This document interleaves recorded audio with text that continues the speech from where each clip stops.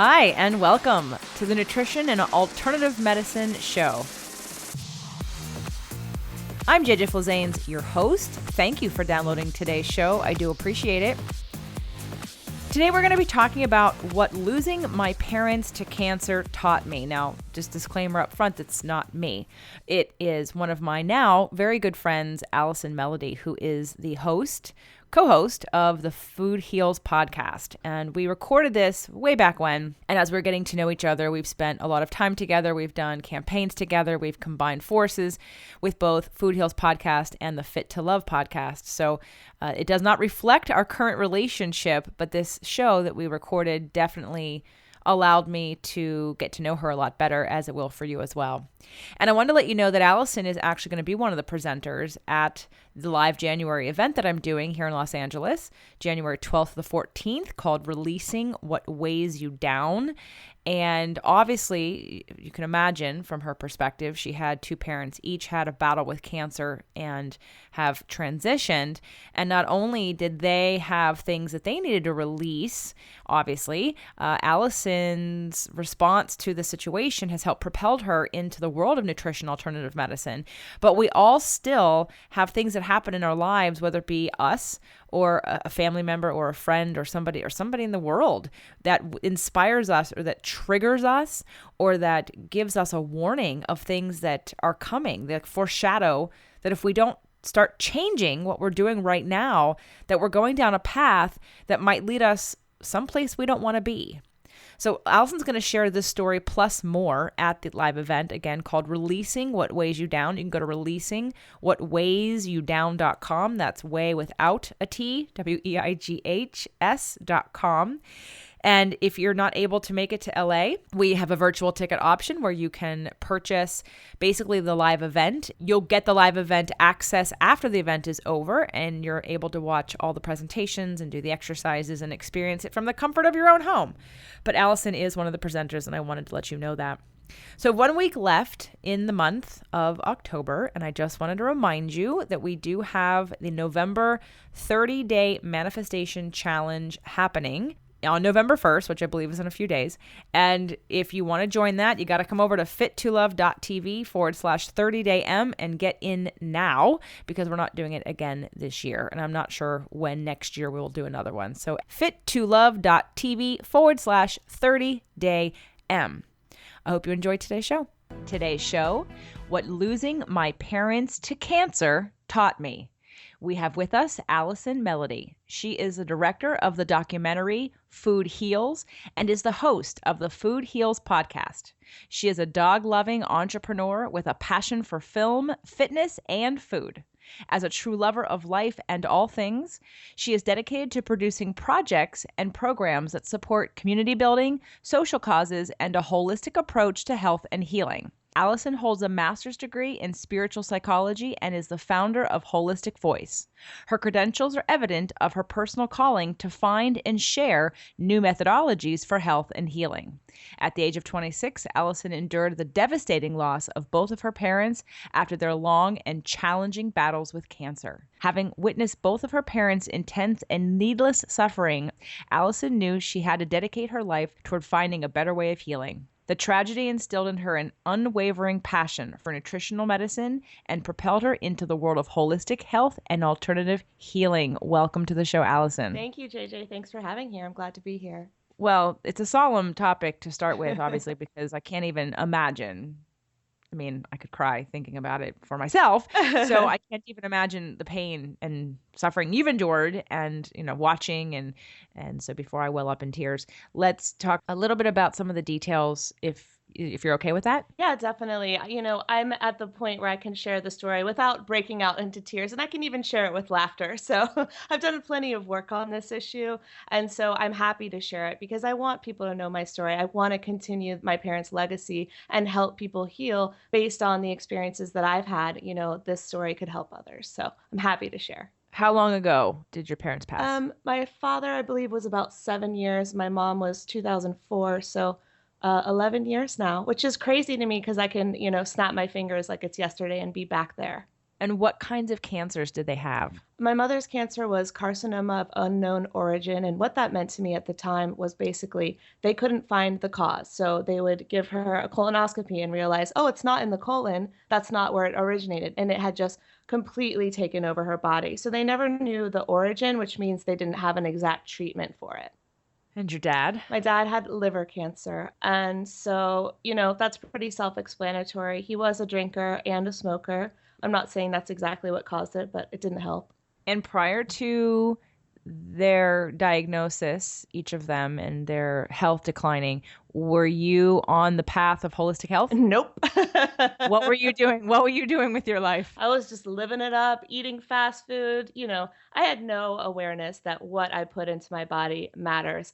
The only thing I knew was like, oh, you have to exercise so that you can be skinny in a bathing suit, right? That is the extent of my knowledge at this time.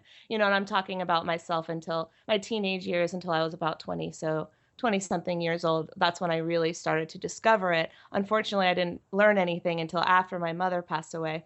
But in my 20s is really when I started to embrace this holistic lifestyle and realize, oh my goodness, food matters, food heals, and it's the number one thing, mind, body, and spirit. It's all connected, but you got to start with the food. And prior to this experience, what were you planning on doing as a career? Because obviously now you're the director of a documentary called Food Heals, and you're the host of the Food Heals podcast, Yeah. and founder of the Holistic Voice. So was that the path before this? Originally, I thought I wanted to be in front of the camera, and then I went to film school and realized, no, I want to be behind the camera. I love directing, I love producing, I love editing, I love writing, I love creating a story. And so originally I wanted to do narrative film, narrative stories, and now I'm obsessed with documentaries, and that's all I do. And that's all I do for my clients and for my own personal projects. So tell us who are listening to you. Obviously, it's been, like you said, 7 years for your dad, 11 years for your mom. You've told the story, you've done this work. And so what was your first, how did you grieve? How did you deal with, how did you process what was going on? Were you on the sidelines, sort of watching and just sort of supporting? Were you getting in there and trying to be the rescuer and have them try different things or research things? Was it after the fact that then you sort of asked the question of, well, what could have been done that we didn't get to try? Yeah, so with my mom, I was definitely clueless. And with my dad, I was definitely like, you're going to drink a green juice every day and you're going to heal yourself and you're going to stop smoking, drinking, and eating bad food, right? So I'll start with my mom. Originally, she had multiple sclerosis. So I grew up with her having that. And what that is an autoimmune condition where the immune system is attacking itself. So for her, and I know everyone has different symptoms, but for her, it was in the hands and feet, where she would have tingling and pain in her hands and feet. And as I got older, it just got worse. So by the time I was a senior in high school, she was getting more and more debilitated, taking more and more painkillers and pharmaceutical drugs, and then was really catapulted to the next level when I was in college, where she got to the point where first she had to walk with a cane, and then she had a motorized scooter type of wheelchair. And, I have so much shame around this, but I would be embarrassed. Like, Mom, why can't you walk? Why can't you do these things? And I think the shame was really about the sadness and the frustration that I wasn't dealing with because no one could help her. And the doctors didn't have any answer except for more drugs. And it got to the point where her whole day was spent sitting in a chair taking pills. So she had a box of pills, and each one had a new side effect. So then there was another pill for that side effect, and so that she wouldn't feel awful all day. But that was her life. And I didn't realize how toxic that life was at the time. The doctors didn't have any answers. There was nothing about nutrition. There was nothing about alternative healing methods such as acupuncture and, things like that. None of that was in our awareness. No one was talking about those things. So when the cancer diagnosis came along, I was absolutely devastated because it was like, how could it get any worse? She's already so debilitated and so miserable.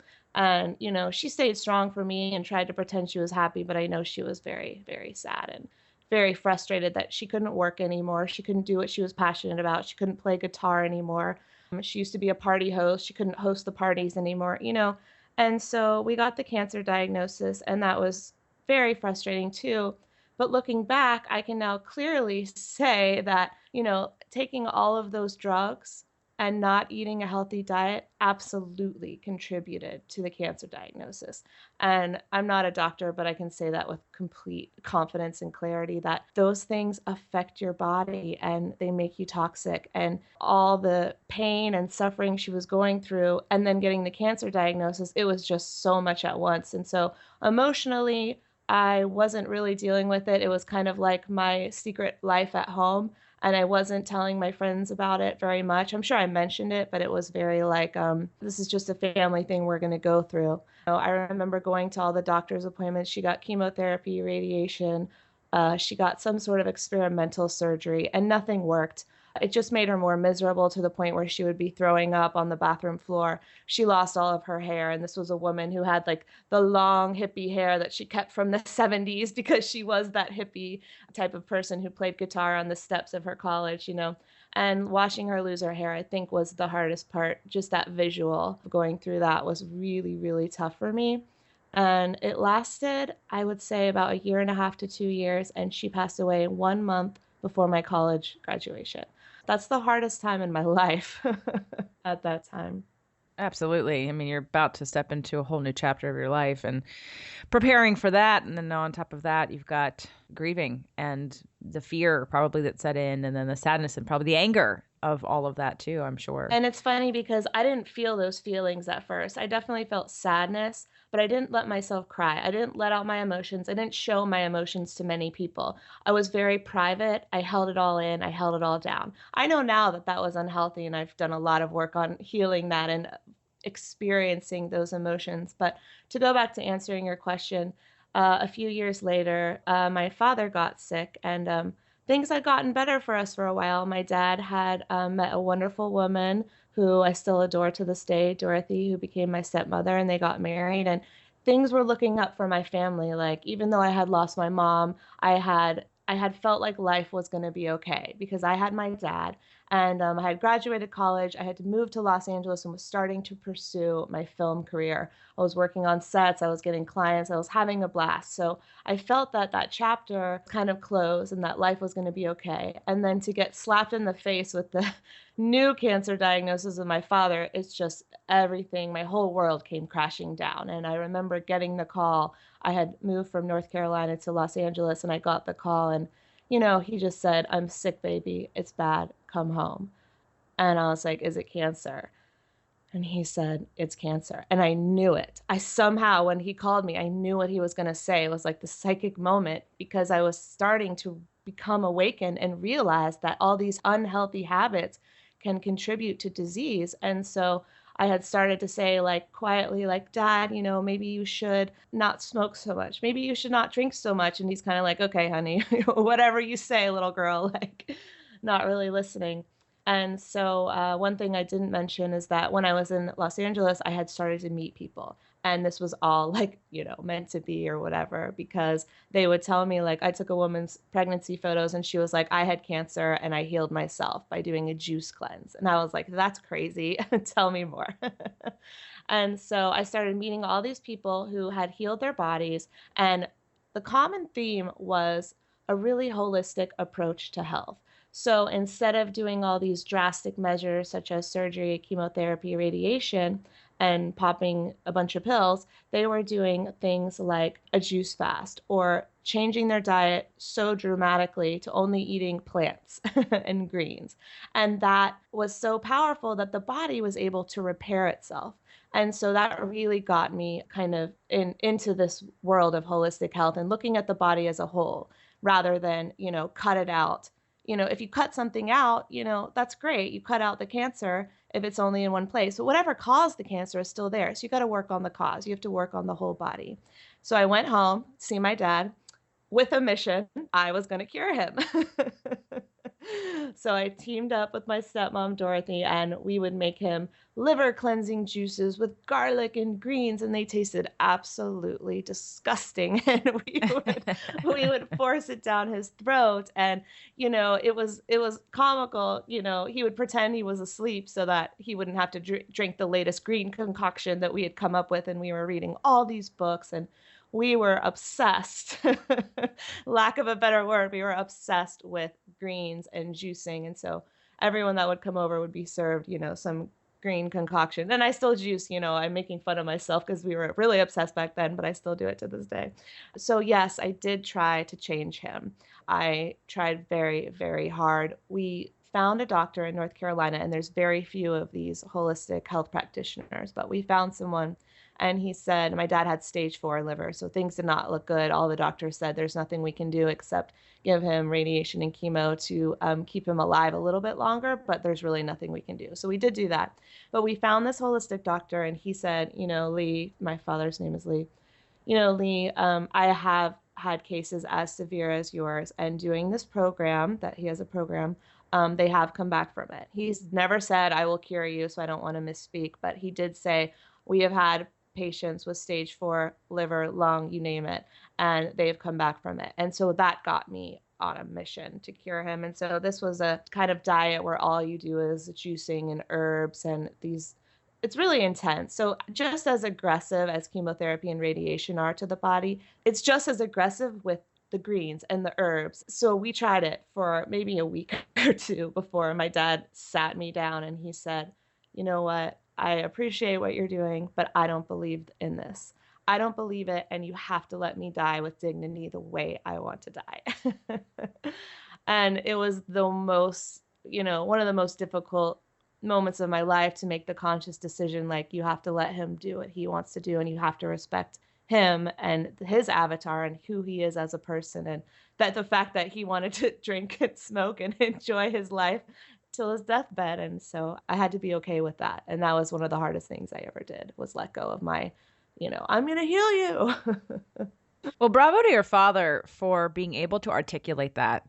There are so many people that act defiantly to their family, whether it be a spouse or a parent or a child, because that's what they want to say is, let me have the dignity of doing it my way and not being concerned with pleasing you. Yes. But so many people can't articulate that. And so then it keeps this frustration going. And then the other person, like, that was a gift to you, right? To be able to have him say that to you so that you could understand and then take responsibility for your strong desires and recognize that while you have those and they're absolutely valid, that's not what he wants.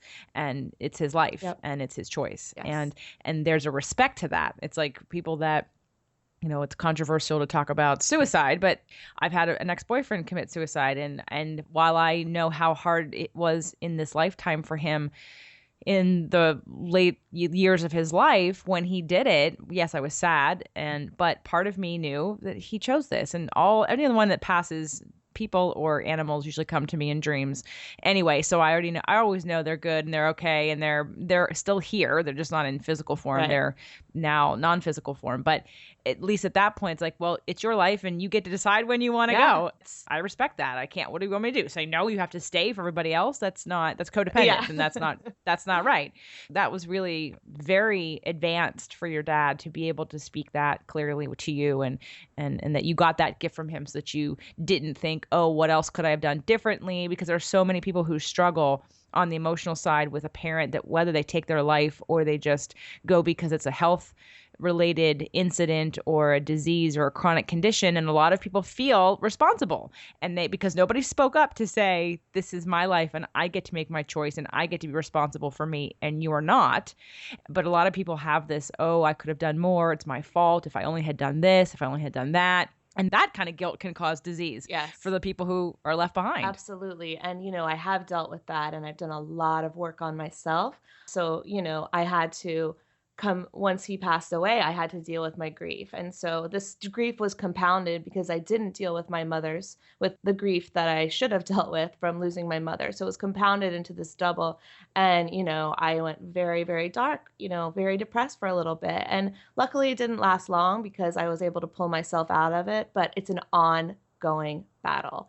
Learning how to let go of the guilt surrounding that, let go of the anger that you didn't try harder or you didn't do better, and all that kind of stuff. It's really hard, and it takes a lot of self-care and acknowledging and forgiveness and therapy.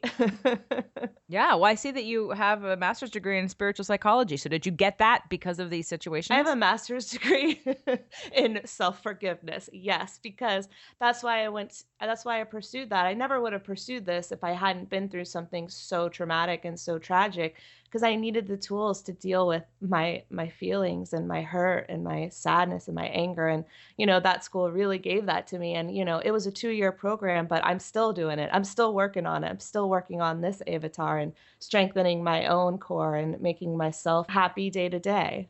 I think it's part of all of our expansion evolution anyway. It's either you're doing it and you're aware of it, or you're not doing it and you're suppressing it. Yes.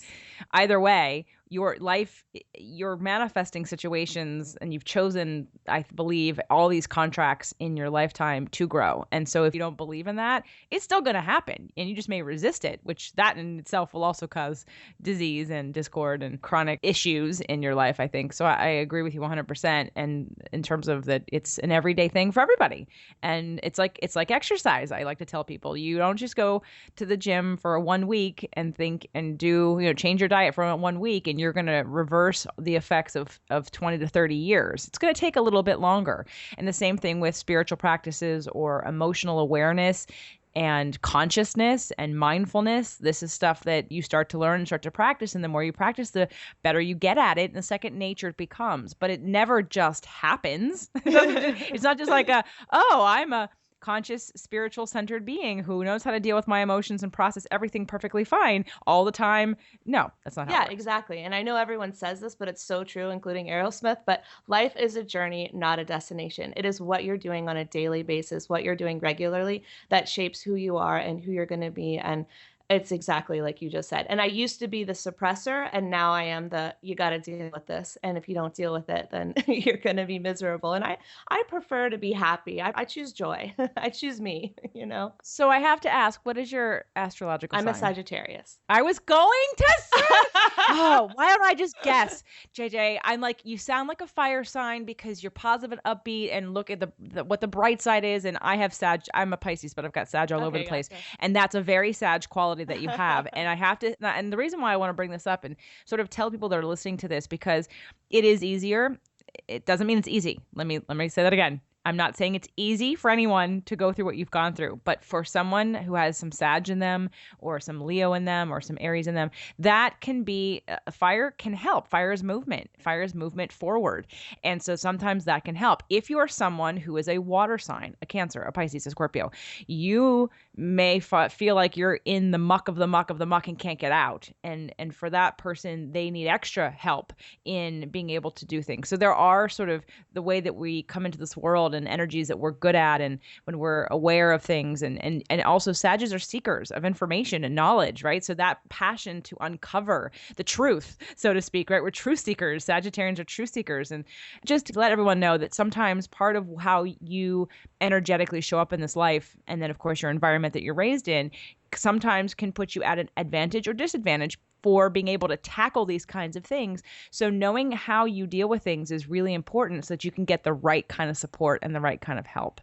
So you have many lessons, and this show is way too short for this story, and I'm not regretting doing it, but this show will probably go just a little bit longer, everyone, so I'm sorry, because I don't want to cut off all the great things that we're talking about. But Allison, you have at least 3, and I know there's many more, but the top 3 life lessons that you got out of what you went through, and now as you are able to look at other people's lives, or in retrospect, the lessons that were so profound for you, I want you to share them with our listeners. But first, we do need to take a break and thank our sponsors. Is there a goal that you have that you've had for years that you keep trying to get to, but you can't figure out why you're not getting it right? Like, what's in the way? Why isn't this working?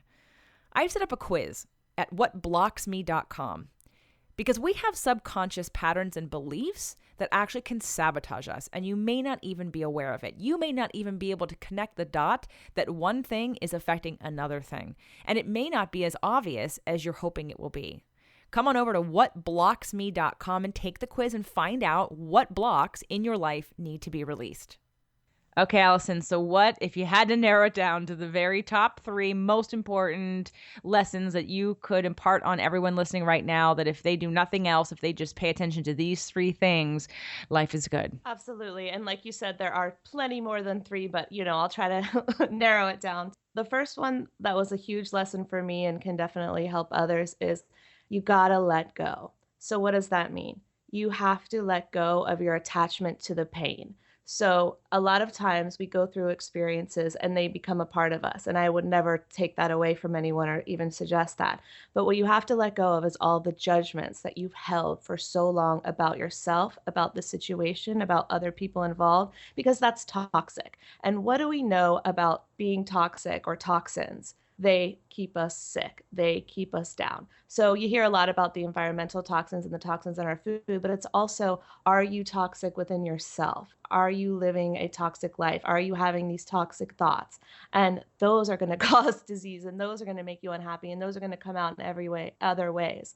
So it's about letting go of all the anger, all the pain, all the judgments. And when you feel that anger or you feel that pain, experience it, give it a voice, write it down, throw something. I mean, don't break anything, okay? But throw a pillow, beat out that anger, let out the energy. And that allows the healing energy to come in. So, number one is let go. I couldn't agree more. That's why I have a 6-day week show, because this show could have gone on a Freedom Friday or even on a Thoughtful Thursday, because Thursday is about the psychology and the mindset and the strategy and the hypnotherapy part of this and our subconscious mind. And Freedom Friday is everything from spirituality. I mean, we've already mentioned astrology, and that goes on a Friday, but it really is that emotional piece. I love that you said that. There's a point in which the judgment that you put on everybody else around you is toxic. Some people are on one level, they're clean. They eat very, very cleanly. Everything is the best you can get. Yet on the emotional side, full of anger, resentment, judgment, fear. And I have told people, in my belief of law of attraction, which one's better? I mean, it's better to not have any anger and let that all go too. But really, it's the person who's filled with all that rage. If you can eat a clean diet, but you're still going to create toxicity in your body. Absolutely. I completely agree, just like you said. And, if you want to go, my next tip will definitely be a Wellness Wednesday and go back to the food, because I think that is so important. I think I said at the beginning, like, food is number one, but my second tip is wellness is the number one priority at all times. So we've talked about letting go of the toxic emotions, but also, what are you putting in your body every day? How are you fueling your system? Because it's the old mantra is absolutely true. You are what you eat. And I think Michael Pollan said, you are what you eat eats. So, are you eating animal products that are fed a corn GMO laden diet, or are you eating plant food that is in its fullest, healthiest form? And that's going to fuel you to either way, feeling bad and feeling awful if you're eating bad food, or feeling wonderful and feeling energetic if you're eating, this plant-based diet. And so I definitely promote a more plant-based vegan diet, but I know it's not for everyone. And, I've gone super extreme into raw food. I've come super back. And so it's not about being extreme. It's about finding the balance of what works for you and eating more green. So I do a juice every day. I do a smoothie every day. And sometimes I do 2 to 3 juices a day if I'm feeling super down, because I want that plant fuel. I want that energy. I want all those vegetables in my body because they have antioxidants, and antioxidants can get rid of cancer cells. And I don't want cancer. Both my parents had cancer, so I'm determined not to get it. Okay. And number three. I believe that all pain, all diseases, all experiences, all suffering is a gift. And I know that's hard to hear, especially if you're going through something right now, or you just got diagnosed with something, or a loved one is going through something, or you're very angry with someone. It's really hard to hear that it's a gift. Why is it a gift? It's an opportunity to transform, to change what is not working, right? And you have to use all your experiences as a gift to the world. So you have to share your lessons and knowledge with others. If you don't do that, what is the point of the experience, right? How can you transform that experience into something positive, into something good? And I guarantee you one day you'll be able to look back at the experience and say, wow, that was the best thing that ever happened because it made me the person I am today, even if you wouldn't have had it happen that way. And then how are you using that pain or that anger or whatever as an artist, because we're all artists in this world. I'm not talking about you don't have to be a painter, but I actually have a really good quote that I love that I just heard on like a Oprah Super Soul Sunday or something online, but it's from Billy Bob Thornton. And he's an actor, director, and he's very talented. And he said, as an artist, that's where a lot of your stuff comes from. And he's talking about the pain. You keep honoring these people forever by singing that song or writing that movie or doing that part in a movie or writing a book or whatever it is, because that has a sadness or a melancholy or fear in it. And those are the things that keep them alive. So in the case of losing a loved one, how are you keeping them alive? And so for me, it's doing the film. I'm doing the film Food Heals in honor of my mom and my dad, and to help others realize that there are alternative methods to heal from cancer, and that diet is number one. It's so important. So you're saving lives because you've lost some. I love that sentiment. I can't claim to save lives, but yes, I would love to help people. And I know you wouldn't be saying that, and no one really wants to say like I've saved someone's life necessarily, but really, I mean, it's the fuel in the mission is so big, and it was propelled from the pain, Yes. but it's going to help so many people, and it already has helped people. I saw your trailer; it's Thank great. you. And so when it comes out, you're going to get the letters. You're going to get the people that say, "Thank you so much for this. It saved my life." You know it's going to happen, and it's only happening. It's not only happening, but it's happening because of what you've had to go through to get to this place. And so it's that cycle of life and the contribution of the pain to how you then, like you said, leverage that back out and to make it into a beautiful thing. What happens because of that Yeah, pain. absolutely. And I do get emails and I do get tweets and things like that. And people are saying thank you just because of my work with my podcast, which, I have the Food Heals podcast, and then also my work on my website, Holistic Voice. And people say, oh, I want to hear more. Oh, this really helped me. And like that is so gratifying to me because I know that my mission is important and I know that it's helping people. So it's just like you said. So tell everyone all the links for Allison's show, her documentary, and her website will be on the show notes page at fittolove.tv. But tell everybody where else you can find everything. Sure. So Food Heals. Yeah. Food Heals. You can watch the trailer at foodheals.tv. I have Holistic Voice, where I share stories of people that have healed themselves without drug, surgery, or chemotherapy. Not saying those things are bad. It's just an alternative way or a complementary way of things you can do. And then I have the Food Heals podcast, which our website is foodhealsnation.com. And I'm all over social media. You can follow us at Food Heals Nation. You can follow us at Holistic Voice. You can follow us at Food Heals Film on every single platform. So come on over to fittolove.tv and you'll have a link to all of them and figure out which one is the best, if not all of them, for you to click on so that you can get more information about watching the documentary Food Heals when it comes out, when it's done, and to listen to Allison's show. She and her co-host are hilarious. Thank you. I can't wait to be on your show too. Yes, we're going to have you on. But I can't wait to have you on. I'm so excited. It'll be really fun to be in the studio, but we're going to have you back because now that we've covered all this stuff about going more plant-based diets and to wellness and to juice cleanses, we are going to talk about a juice cleanse. So we're going to have Allison back. So make sure to watch fittolove.tv and figure out when Allison's coming back on, and you'll see her show. It'll be on another Wellness Wednesday. Allison, thank you so much. I'm sure that this story is not necessarily the funnest thing to repeat, but even with all the work, but I do really appreciate that it's something that you're willing to share because it is going to change lives. Thank you, JJ. I really appreciate it. Thanks for having me.